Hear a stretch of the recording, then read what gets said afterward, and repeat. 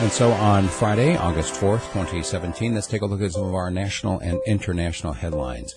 The Interior Ministry of Abkhazia is looking for 3 people after some explosions in an ammunition depot that killed 2. They didn't report on the cause of the explosion, whether it was accidental or a terrorist kind of attack, but once again, they are still looking for 3 people. Prime Minister Medvedev of Russia says that the United States has declared a massive trade war on Russia by tightening these sanctions. In the United States, a massive manhunt has now gone nationwide after a murder in Chicago. The 2 suspects is a professor and his middle-aged friend. This after a 25-year-old man was found dead in the professor's apartment. This has the makings of like a vampire movie or something where they find a body and they're pursuing these 2 men. They're saying that this professor and his friend may be armed and dangerous, and they're driving a Hyundai. The collapse of U.S. hegemony. Right now, a number of countries in Asia have announced that they are going to refuse the dollar. It looks like by the year, actually sometime in the next 20 years or so, China and Russia will be doing around $20 billion of trade annually. They're just not going to be using the dollar to do it.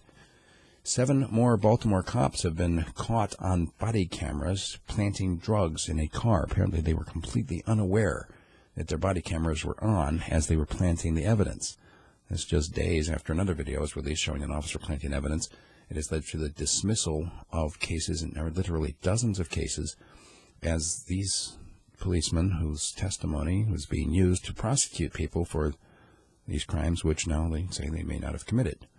And there are literally hundreds of cases now that have been reopened for review because of this.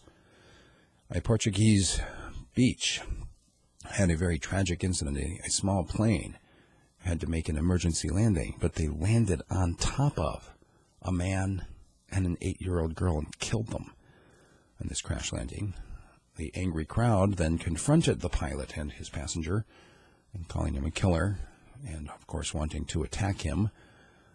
And the people on the beach basically had no warning. The plane was very low and quiet as it came in, and the authorities came and removed the pilot and his passenger before the crowd could exact their vengeance.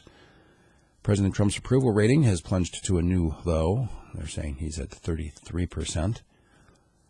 A receptionist is dead after an explosion at a Minneapolis school. They're saying also the janitor they think is dead as well. They believe it was a natural gas explosion. And there are more stories that we don't have time for in the video version. If you'd like to get a more comprehensive look at the news, I do a 30 to 40 minute version audio, which I send to my subscribers at radiofreespeech.com. Check it out.